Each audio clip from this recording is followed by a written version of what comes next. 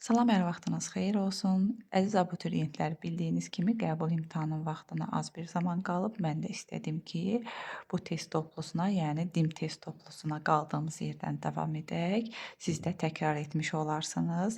Allah elminizi artırsın. Sizə uğurlar arzu edirəm. İnşallah ki, hər şey yaxşı olacaq. 81-ci sualda qalmışdıq. Gəlin baxaq 81-ci suala. Məsələ həllidir. Miqyası 1/50 milyon olan birinci xəritədə A və B məntəqələri arasındakı məsafə 82 sm-dir. İkinci xəritədə isə həmin məsafə 205 sm-dir. İkinci xəritənin miqyasının və hansı qrupa aid olduğunu müəyyən edin. Bu asan məsələ həllidir. Deməli, biz əvvəlcə həqiqi məsafəni tapmalıyıq. Həqiqi məsafə düstura əsasən hesablayacağıq. Həqiqi məsafə bərabərdir. Miqyasdan 5 sıfır ataq. 3, 4, 5, 500 vurulsun xəritədəki məsafə. 82. O da bərabərdir. Yenə mən birbaşa cavabı yazmaq istəyirəm. Vaxt getməsin. 41.000. Sonra biz ikinci xəritədəki məsafəni bilirik. Həqiqi məsafəni də tapdıq və buna əsasən biz ikinci xəritənin miqyasını tapa bilərik. Miqyas bərabərdir. Həqiqi məsafə bölünsün 205 sm. O da bərabərdir. Yenə birbaşa cavab yazıram 200. Bu izahlı miqyasdır. Biz ədədi miqyas şəklində göstərməliyik. Ədədi miqyas şəklində göstərmək üçün 1 bölünsün 200-ün yanına 5 sıfır gələcək. 2, 3, 4, 5. 5 sıfırımız da gəldi. Yəni bu 5 sıfır gəlmək o deməkdir ki, yəni burada miqyası tapmışdıq. Yəni burada çeviririk də, santimetrlə ifadə edirik. Burada əslində bircə dəqiqə.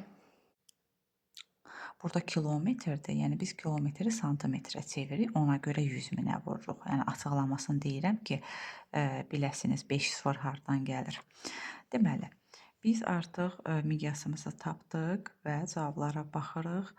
Y variantına uyğun gəlir. 1 bölünsün 20 milyon və təbii ki, 20 milyon olanda kiçik miqyaslı olur. Çünki 1 bölünsün 1 milyondan kiçik olanların hamısı kiçik miqyaslı xəritələr sırasındadır. 81-in cavabı Y variantıdır. Sual 82. Miqyası 1 bölünsün 50 milyon olan birinci xəritədə A və B məntəqələri arasındakı məsafə 152 sm-dir. Yenə oxşar məsələdir. Gəlin həqiqi məsafəni tapaq. Həqiqi məsafəni tapmaq üçün yenə miqyasdan 5 sıfır atanda olur 500 vurulsun 152 xəritədəki məsafə. Bu da bərabərdir. Yenə birbaşa cavabı yazıram 76.000. İndi biz yenə ikinci xəritənin miqyasını istəyir. Miqyas bərabərdir 76.000. Rəqəmlər dəyişir də, elə bir eyni oxşar məsələdir. Bərabərdir. Yenə birbaşa cavab 250. Cavaba baxırıq. Deməli, C variantı uyğundur. Bunu izahlı miqyasa da çevirək. 1 bölünsün 250-nin yanına 5 sıfır gələk. Deməli, oldu neçə? 1 bölünsün 25 milyon. Kiçik miqyaslı xəritədir. Təbii ki, bayaq dediyib, onun açıqlamasında 82-ci cavabı C variantıdır. Sual 83. Xəritənin coğrafi əsasına görə aşağıdakılardan hansıları müəyyənləşdirmək mümkündür? Bildiyimiz kimi xəritənin həm riyazi, həm də coğrafi əsası olur. Gəlin baxaq görə bizdən coğrafi əsasını soruşur. Deməli, bir yaşayış məntəqələri bəli, coğrafi əsasdır. Hidroqrafik şəbəkə də həmçinin coğrafi əsasdır. Məsafə riyazi əsasdır, miqyas riyazi əsasdır, coğrafi koordinatlar riyazi əsasdır, relyef coğrafi əsasdır. Deməli, 1, 2, 5, 83-ün cavabı B variantıdır. Sual 84. Dünyanın fiziki xəritəsində nəyi təyin etmək mümkün deyil? A. Okean cəryanlarının istiqamətini təyin edə bilirik. Məntəqənin coğrafi koordinatını təyin edə bilirik. Ekvatordan məntəqəyə qədər olan məsafəni təyin edə bilirik. Məntəqələr arasındakı yerli vaxt fərqini də həmçinin təyin edə bilirik. Lakin dağ süxurlarının tərkibi və yaşını biz fiziki xəritəyə əsasən təyin edə bilmərik. 84-ün cavabı Y variantı olacaq. 85-ə baxarıq.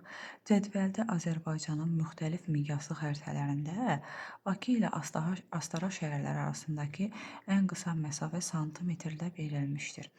Hansı xəritənin miqyası böyükdür? Deməli,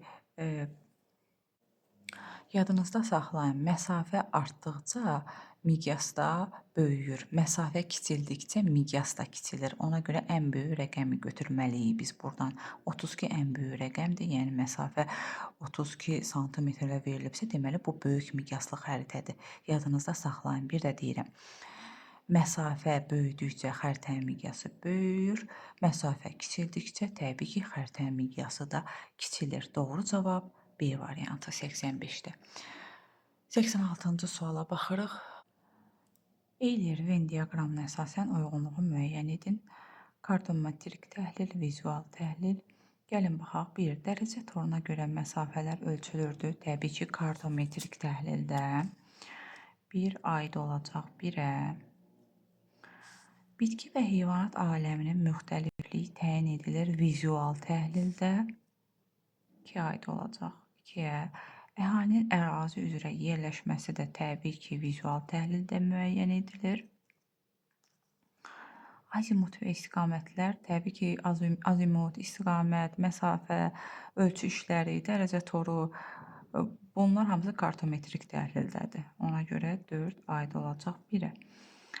Kartoqrafik tədqiqat metodudur. Hər ikisi də kartoqrafik tədqiqat metodlarıdır. 5 aiddir 3-ə.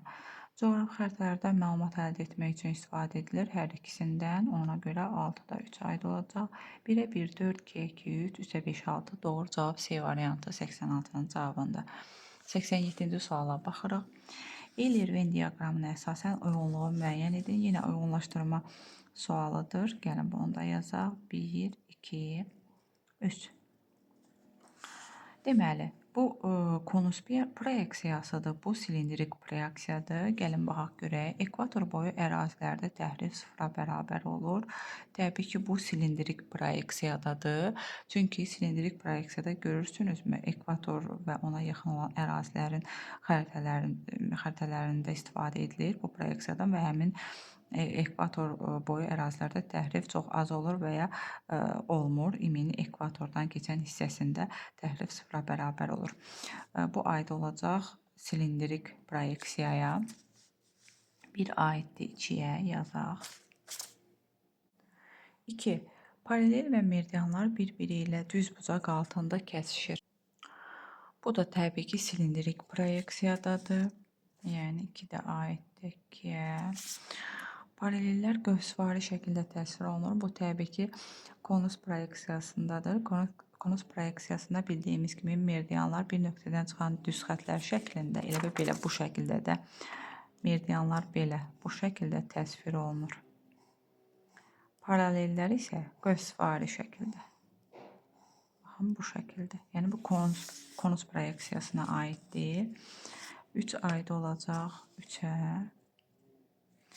Sonra toxunma xəttində təhrif olmur. Bu hər ikisinə aid olan xüsusiyyətdir. Hər ikisində də toxunma xətt, yox, 3-ü mən bayaq səhv dedim, 1-ə aid olacaq. Konus proyeksiyası demişəm, 3-ə yazmışam, üzr hesab edin. 3 1-də olacaq. 4 toxunma xəttində dedik təhrif olunur, hər ikisinə aiddir. Hər ikisinə aid olan 3-cü idi. Sonra qütb ətrafı və mülayim enliklərdə yerləşən ərazilərin xəritələrinin tərtib olmasına istifadə olunur. Təbii ki, konus proyeksiyasında olacaq bu. 1-ə 3, 5, 2-yə 1, 2, 3-ə 4 və doğru cavab 87-də A variantı olacaq. Sual 88. Uyğunluğu müəyyən edin. Qrafik, vizual, kartometrik. Bildiyimiz kimi bunlar kartoqrafik tədqiqat metodlarıdır və xüsusiyyətləri verilib. Gəlin baxaq. A. Süxur laylarının yatım formalarının təyin olunması üçün istifadə edilir. Bu təbii ki, qrafikə aiddir. A aid olacaq 1-ə. Coğrafi hadisə və proseslərin kəmiyyət göstəriciləri hesablanır və təyin edilir. Bu təbii ki, kartometrikdədir. Yəni bir ayda olacaq 3-ə. Müxtəlif xəritələrdən fiziki, iqtisadi və digər göstəricilər haqqında məlumat əldə olunur vizual təhlildə. Şeydə aiddir 2-yə. Deməli, cavablara baxırıq. A variantı uyğundur. 1A, 2C, 3B. Deməli, 88-in cavabı A variantıdır. Sual 89. Xəritələrin hamısında təhriflər mövcuddur. Lakin xəritənin təhriflər olan hissələrində məsafəni hesablamaq üçün xüsusi miqyasdan istifadə edilir. Verilmiş xəritədə 50 dərəcə qərb uzunluğu və 10 dərəcə şərq uzunluqları arasında 30 dərəcəlik paralel üzrə məsafə 15 sm-dir. Xəritədə verilmiş bu hissə üçün xüsusi miqyası tapın. Deməli, məntəqələr fərqli uzunluqlarda yerləşir. Biz nə edəcəyik? İlk öncə həmin uzunluqların dərəcə qiymətini toplayacaq. 50 dərəcə üstə gəlinsin 10 dərəcə. O da edəcək 60 dərəcə. Sonra deyir 30 dərəcəlik paralel üzərində yerləşir həmin məntəqələr və həmin məntəqələr arasındakı məsafə 15 sm-dir. İndi bizdən soruşur xüsusi miqyası. İlk öncə biz həqiqi məsafəni tapmalıyıq. Həqiqi məsafəni tapmaq üçün biz bilirik ki, 30 dərəcədə 1 dərəcənin qövsün uzunluğu 96,5 kilometrdir. Ona görə biz 60 dərəcəni vuracaq 96,5-ə. O da bərabərdir 5790 kilometr. Bu bizim həqiqi məsafəmiz. İndi miqyası tapa bilərik.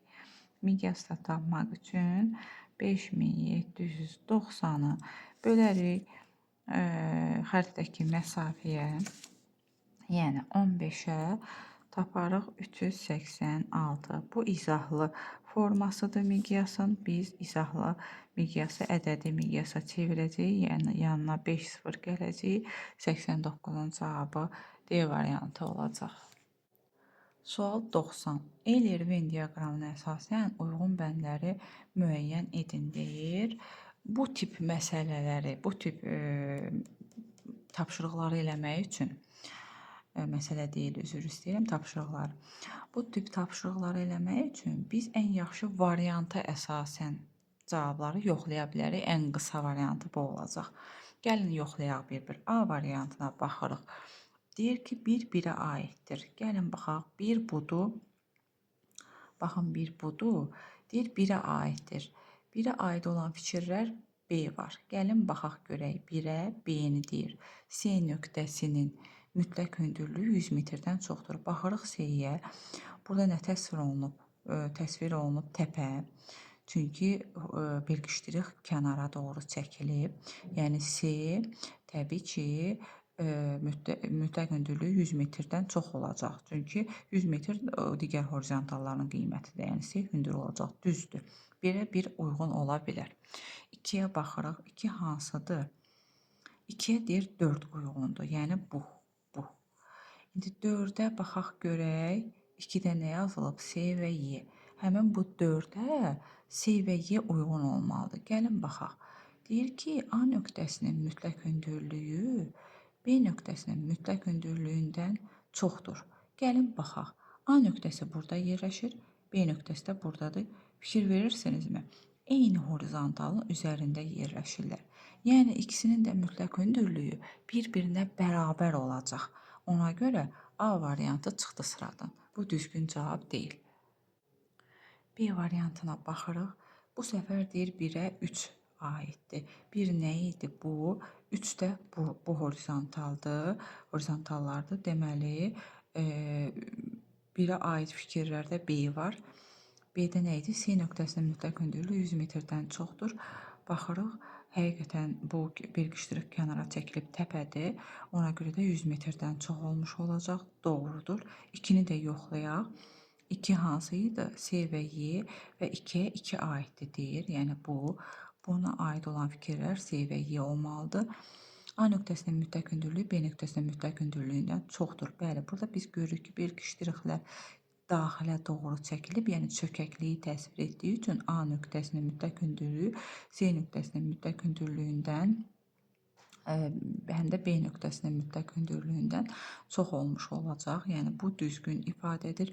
Yeni də yoxlayaq. Çökəkliyin təsviridir. Bəli, çökəkliyin təsviridir. Yəni cavab B variantı. Yəni digər variantlar səhv olmuş olacaq. Yəni bunun ən qısa variantı bu şəkildədir. Tapırıq doğru cavabı bir-bir yoxlaya-yoxlaya gedirsiniz. Hansı düzgündürsə, o da düzgün olmuş olacaq. 90-ın cavabı B variantı. Bu günlük bu qədər, bu video üçün bu qədər. Gələn test tapşırıqlarında görüşmək üzrə hər birinizə uğurlar arzu edirəm. Kanalımıza da abunə olmağı unutmayın. Videolarımızı bəyənib paylaşmağı unutmayın. Paylaşın ki, hər bir kəsin, bütün abituriyentlərin, coğrafiya ilə maraqlanan bütün abituriyentlərin bu videolardan xəbəri olsun. Sağ olun.